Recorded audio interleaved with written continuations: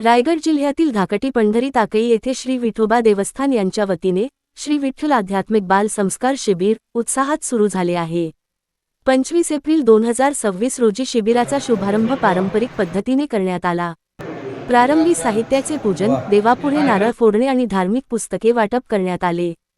हे शिबिर 6 मे 2026 रोजी कीर्तनाच्या भव्य सोहळ्याने संपन्न होणार आहे।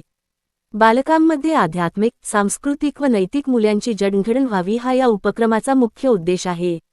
वारकरी संप्रदाय परंपरेनुसार दररोज योग, प्रार्थना, गीतापाठ, मृदंग व गायन प्रशिक्षण दिले जात आहे।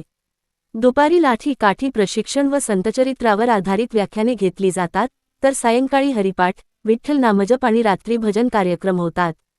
हे शिबिर पूर्णतः मोफत असून विद्यार्थ्यांसाठी मोबाईलवर बंदी घालण्यात आली आहे। अधिकाधिक विद्यार्थ्यांनी सहभागी व्हावे असे आवाहन आयोजकांनी केले आहे। श्री विठोबा देवस्थान धाकटी पंढरी ताकई आणि वारकरी संप्रदाय कमिटी धाकटी पंढरी या दोन्ही कमिटीच्या संयुक्त विद्यमाने या ठिकाणी प्रथमतः आपण या ठिकाणी हा बाल संस्कार शिबिर वर्ग या ठिकाणी सुरू करत आहोत। याच्या पंढरीमध्ये हा बाल संस्कार शिबिर पाहिजे आणि त्या दृष्टीने आम्ही हा प्रयत्न केले निर्माण झाली पाहिजे।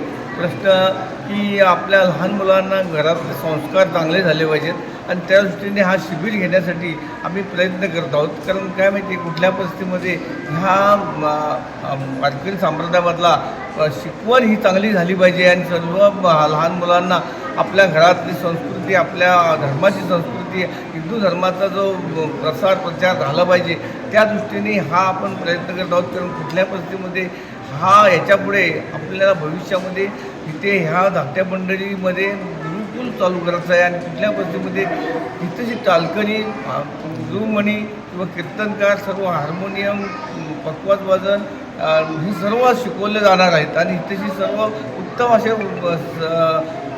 कीर्तनकार इथं आणलेले आहेत आणि त्या कीर्तनकारांकडून त्यांची शिकवण चालू करणार आहोत।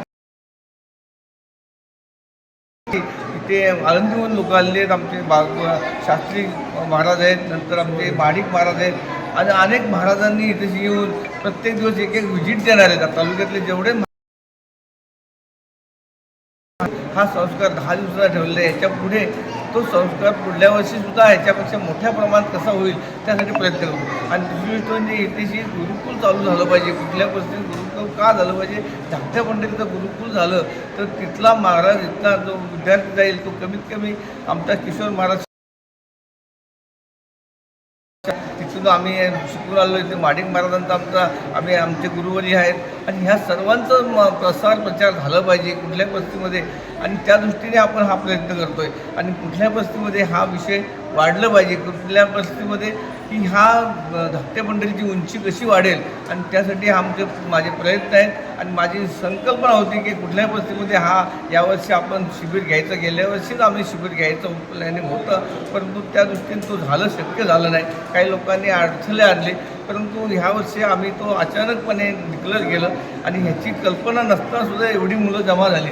कारण आतापर्यंत आम्ही जर सप्त्यामध्ये जमा केले, विजयोत्सवाच्या सप्त्यामध्ये जर घोषणा केली असती तर आज 100 पोरं नक्कीच असते। कारण तालुक्यामध्ये